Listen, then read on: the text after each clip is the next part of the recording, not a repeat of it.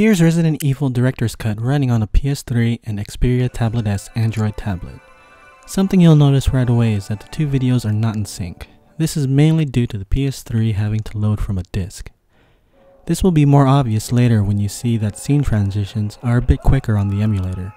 Another thing you'll notice is that the Android version seems a bit brighter at times. I'm pretty sure it was caused by different settings between the two HDMI ports on my TV and not the emulator itself.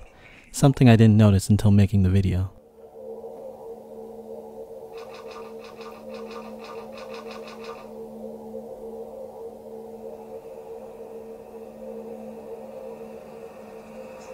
Alpha Team is flying around the forest zone situated in northwest Raccoon City, where we're searching for the helicopter of our compatriots Bravo Team, who disappeared during the middle of our mission. Found it? No, I haven't found it yet. Bizarre murder cases have recently occurred in Raccoon City. There are outlandish reports of families being attacked by a group of about 10 people. Victims were apparently eaten. Bravo Team went to the hideout of the group and disappeared. Look, Chris!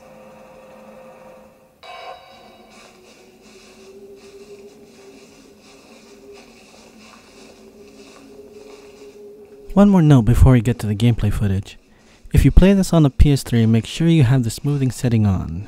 If not, you'll see some pretty pixel-tastic character models.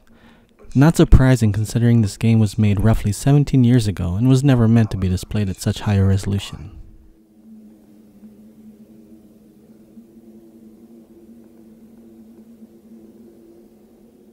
Okay, now on to the gameplay.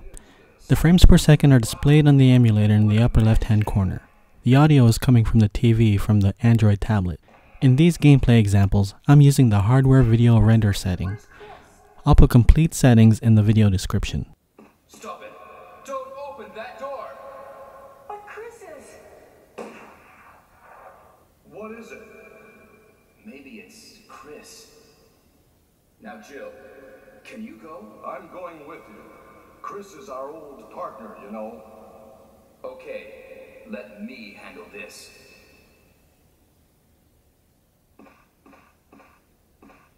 Stay alert.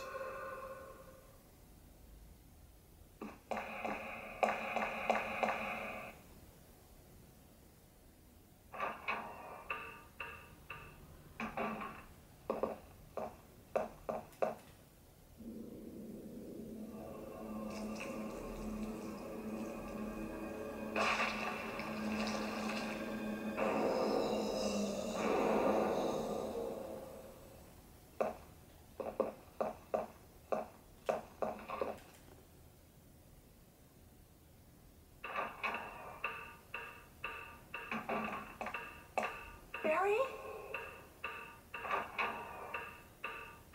What is it? Watch out! It's a monster! Let me take care of this.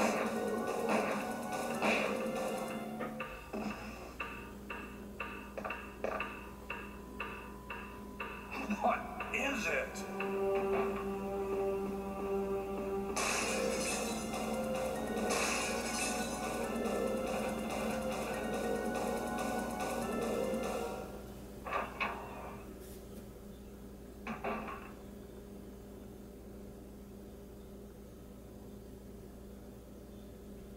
As you can see, the game fluctuates between around 58 and 60 frames per second.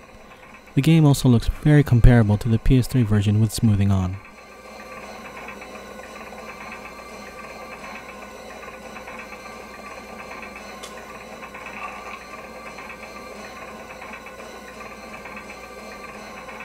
Hey, what's going on? Jill? Is that you, Jill? What happened? Barry, help me please. The door won't open. Quick! Stay away from the door, Jill. I'm going to kick this door down. Hurry! This way!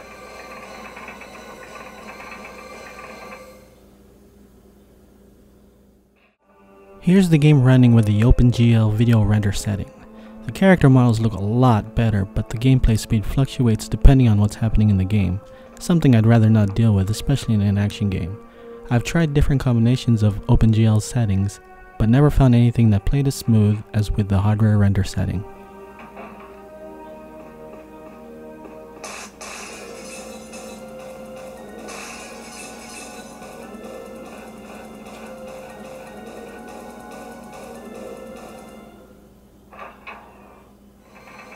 Another side effect I found when using the OpenGL settings are audio glitches.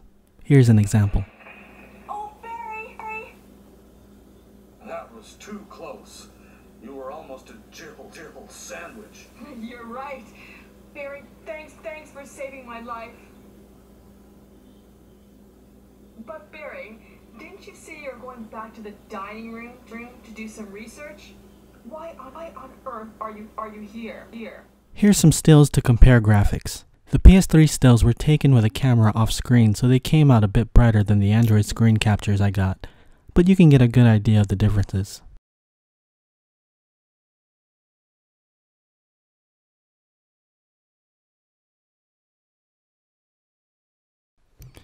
I did run into a bit of a graphical issue that showed up in both the hardware and OpenGL render setting. It happens right here. It happened only in the scene and goes away once I walk forward and the scene changed. Not sure if something like this will pop up again, but it didn't hinder things much for me. So there's my comparison of the two versions. Resident Evil is a classic game and I'm glad to see it runs great on the Android emulator. I remember playing this when it first came out 17 years ago. Damn, 17 years. I'm getting old. But I'll never be too old to enjoy a good and classic digital distraction.